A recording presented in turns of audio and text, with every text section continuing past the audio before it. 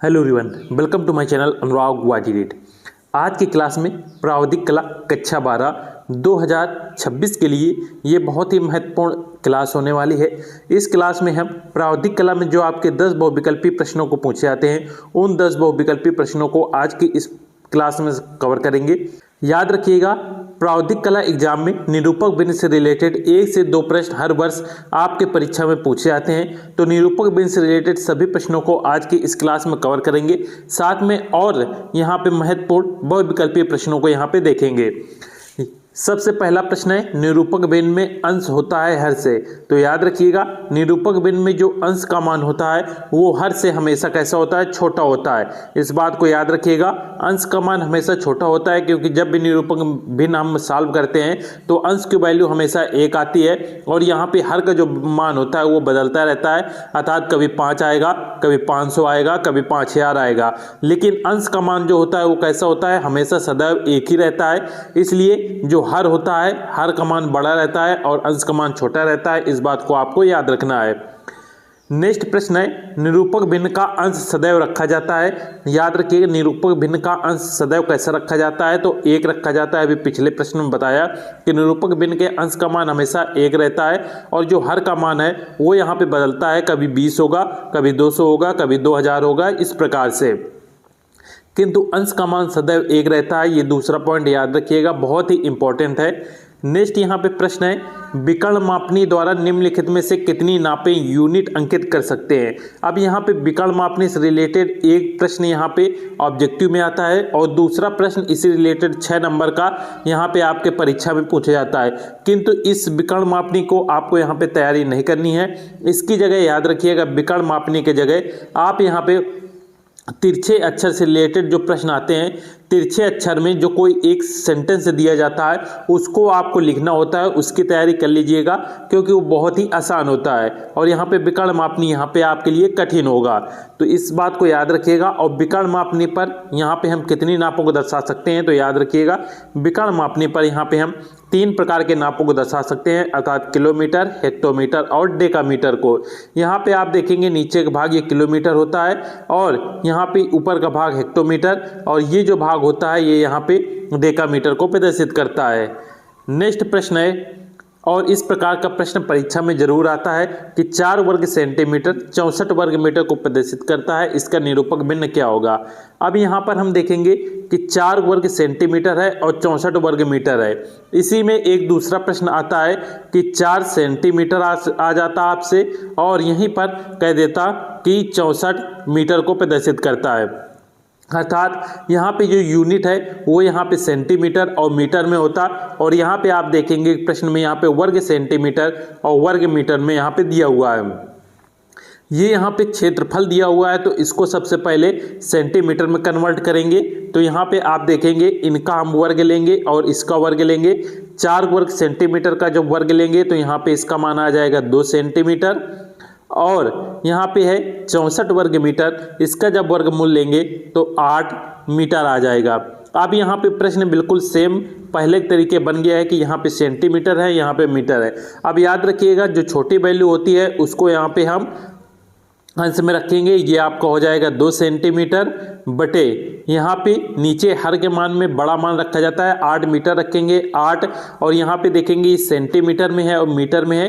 तो सेंटीमीटर को यहाँ पे ये जो मीटर है इसको हम सेंटीमीटर में चेंज करने के लिए यहाँ पे हम 100 का गुणा कर देंगे और ये भी कैसा हो जाएगा, सेंटीमीटर। अब यहाँ पे आप देखेंगे सेंटीमीटर से सेंटीमीटर कर जाएगा, 2 का भाग 8 में देंगे, 2 चौको 8, मान निकल के आएगा 1/4 × 100, या हम कह सकते हैं 1/400। ये आपका मान निकल के आया। राइट आंसर हो जाएगा ऑप्शन नंबर बी, 1/400। एक बार फिर से देख लीजिए। सबसे पहले जब यहाँ पे वर्ग सेंटीमीटर और वर्ग मीटर दिया हो तो इनका वर्गमूल लेते हैं। तो 4 का वर्गमूल हो जाएगा 2 सेंटीमीटर और 64 का वर्गमूल यहाँ पे हो जाएगा 8 मीटर।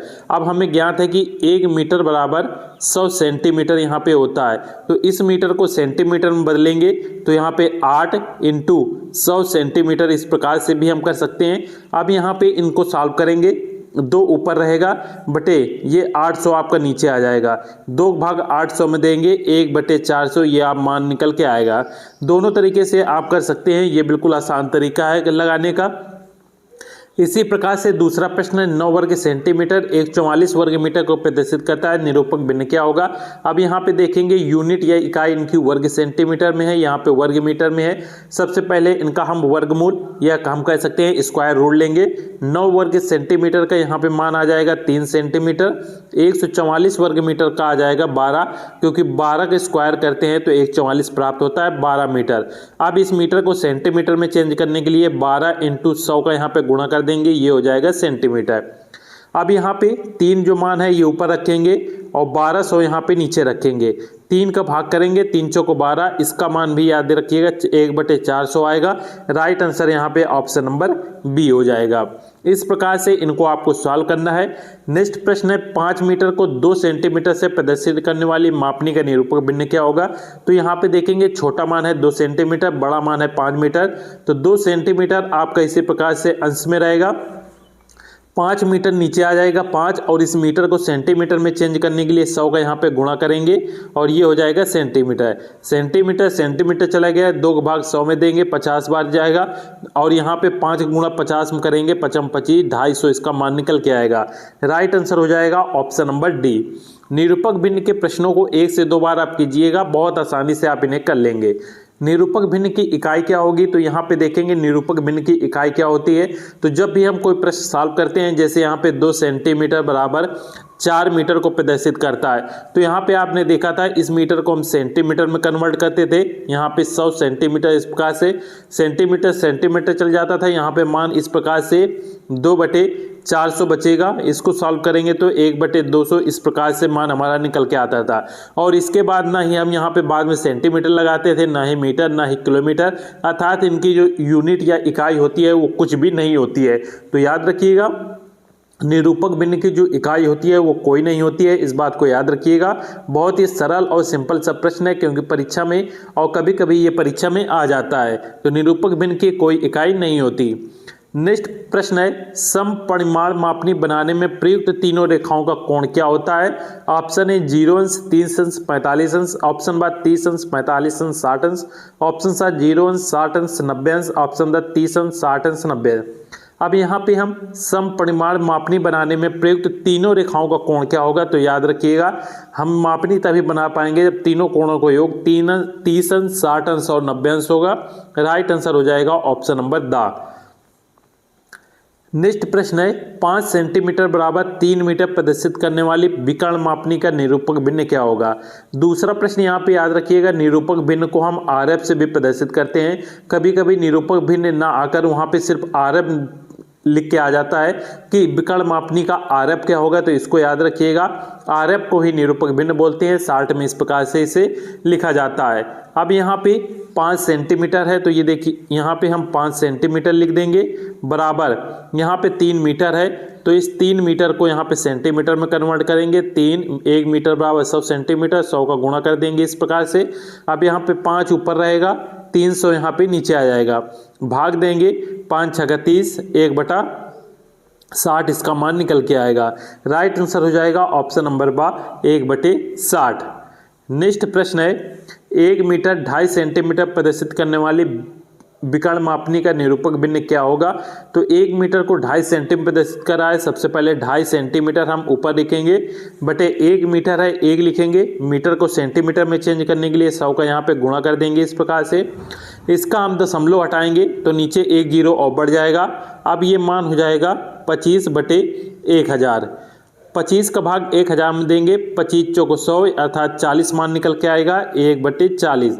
इस प्रश्न का राइट आंसर हो जाएगा 1/40। ऑप्शन नंबर सा बिल्कुल सही होगा। नेक्स्ट प्रश्न है एक आकृति के बराबर दूसरी आकृति बनाने का अर्थ है दूसरी आकृति को क्षेत्रफल में कैसे बनाएं। यदि हम एक आकृति के बराबर दूसरी आकृति बना रहे हैं तो वो आकृति दूसरी आकृति तभी एक समान होगी जब उसका क्षेत्रफल कैसा होगा, समान होगा। अर्थात ये दूसरी आकृति को क्षेत्रफल में कैसे बनाएंगे, समान बनाएंगे। राइट आंसर हो जाएगा ऑप्शन नंबर आ। नेक्स्ट प्रश्न है किसी अर्धवृत्त के व्यास को आधार मानकर और उसकी परत पर कहीं भी एक बिंदु से आधार सिरों को मिलाने वाली जो त्रिभुज बनेगा उसका शीर्ष कोण सदैव क्या होता है। तो यहाँ पे देखेंगे कोई एक इस प्रकार से ये वृत्त है, इस वृत्त पर इसको हमने अर्धवृत्त मान लिया, तो यहाँ पे एक ऐसे एक व्यास खींच देंगे तो अर्धवृत्त हो जाएगा। अब व्यास को आधार मानकर उसकी परत पर कहीं भी एक बिंदु ले लिया हमने, ये एक बिंदु ले लिया मान लीजिए। आधार सिरों को मिलाने पर यहाँ पे एक इस प्रकार से हमने आधार सिरों को मिला दिया तो जो त्रिभुज बनेगा उसका शेष कोण क्या होगा, अर्थात ये जो कोण है ये पूछा जा रहा है। तो याद रखिएगा अर्धवृत्त पर बना जो कोण होता है वो हमेशा 90 अंश होता है। तो यहाँ पे ये जो शीर्ष कोण हो जाएगा ये आपका 90 अंश हो जाएगा। जैसे इस फिगर में आप देख सकते हैं ये हमारा अर्धवृत्त बना हुआ है, इसमें कहीं पर भी हमने एक पॉइंट लेकर इस प्रकार से बनाएंगे तो ये जो कोण बनेगा इसका शीर्ष कोण याद रखिएगा 90 अंश होगा। राइट आंसर हो जाएगा ऑप्शन नंबर 7। नेक्स्ट प्रश्न है, एक त्रिभुज का क्षेत्रफल उसके आधार और ऊंचाई के गुणनफल का कितना होता है। यहाँ पे देखेंगे त्रिभुज का क्षेत्रफल आपको ज्ञात है कि त्रिभुज का क्षेत्रफल क्या होता है। यहाँ पे त्रिभुज का क्षेत्रफल बराबर 1/2 इंटू आधार इंटू ऊंचाई, ये त्रिभुज के क्षेत्रफल का यहाँ पे फार्मूला होता है। अब यहाँ पे पूछा गया है कि त्रिभुज का क्षेत्रफल उसके आधार और ऊंचाई के गुणनफल का कितना है। तो आधार और ऊंचाई के उसके गुणनफल का कितना है, तो यहाँ पे देखिएगा 1/2 का अर्थ होता है आधा है। तो राइट आंसर हो जाएगा ऑप्शन नंबर बा कि आधा होगा। बहुत ही सरल सवाल है, आप यदि फार्मूला याद है तो आसानी से आप इसे कर सकते हैं। आज की क्लास यहीं पर समाप्त करते हैं। सभी लोग चैनल को सब्सक्राइब जरूर कर लीजिएगा। नेक्स्ट क्लास में हम नेक्स्ट सेक्शन से रिलेटेड यहाँ पे क्लास लेकर आएंगे। मिलते हैं नेक्स्ट क्लास में। जय हिंद।